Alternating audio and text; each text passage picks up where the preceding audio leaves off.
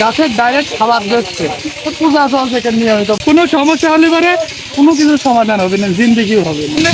এই আয়নায় মাঝে মাঝে বাবা এসে দেখা করে, এদের বাবা সাধারণ মানুষ চোখে দেখতে পারে না। শুধু আছে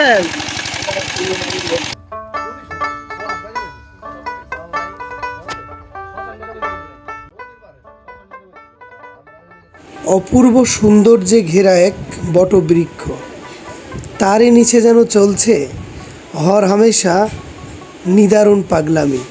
আর এই পুকুরকে ঘিরেই রয়েছে আজকের ঘটনা। এটা হলো সেই গোবিন্দ পুকুর, আর এই গোবিন্দ পুকুরকে ঘিরেই এই খাবার দাবারের আয়োজন।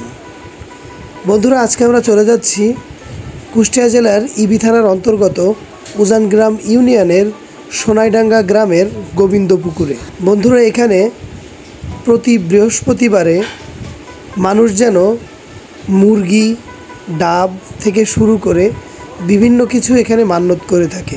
এত সুন্দর একটি গ্রামীণ পরিবেশে না আসলে আপনি বুঝতে পারবেন না যে সত্যি এই গ্রামের এই পরিবেশটি কত সুন্দর।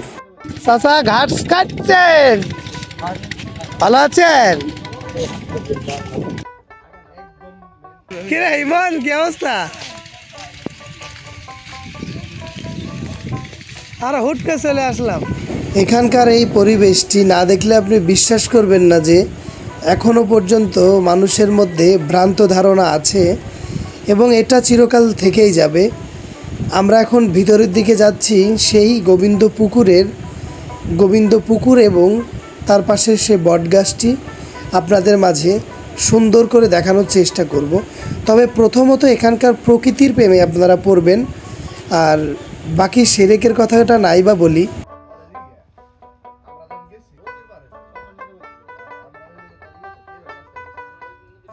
পৃথিবীতে অনেক ধরনের মানুষ আছে, এক একজনের ধারণা এক এক রকম।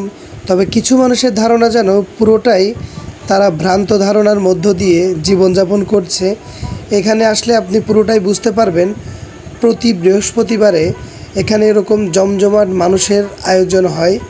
বেশিরভাগই এখানে মানুষ যারা আসে তারা মান্যত করতে আসে, কেউ ডাব, কেউ মুরগি, মোরগ, কেউ বা রান্না করে এনে সাধারণ মানুষদের সিন্নি আকারে খাওয়িয়ে থাকে।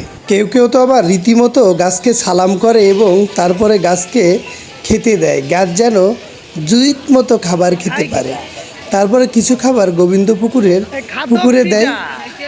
কোনো কাম হয় না, সব ঠিক।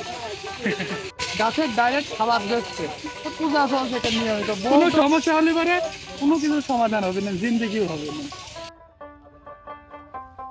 কারণ জানতে চাইলে সঠিক ব্যাখ্যা যারা এখানে মান্যত করেছে তারাও দিতে পারে না। অসাধারণ প্রকৃতির মাঝে নিদারুণ বেদাতি কাজকর্ম এখানে হরহামেশাই হয়ে থাকে প্রতি বৃহস্পতিবারে। যেমন এই পুকুরে গোসল করা এবং ডাব ছুঁড়ে ফেলা, সবাই মিলে হাসাহাসির মাধ্যমে সেটা ভাগযোগ করে খাওয়া। অস্থির একটি জায়গা, এখানে শুধু পাগলের পাগলামি ছাড়া আর কিছুই নেই। দেশ এবং বিদেশ থেকে, ফেসবুক এবং ইউটিউব থেকে যে যেখান থেকে দেখছেন, এই গোবিন্দ পুকুরের কোনো মজার ঘটনা থাকলে অবশ্যই আমাদের সঙ্গে কমেন্টের মাধ্যমে হালকা করে শেয়ার করবেন। যাই হোক বন্ধুরা, সবুজ ভূমির এই আয়োজনটি কেমন লেগেছে অবশ্যই কমেন্ট করে জানাবেন এবং সবুজ ভূমির সাথেই থাকবেন।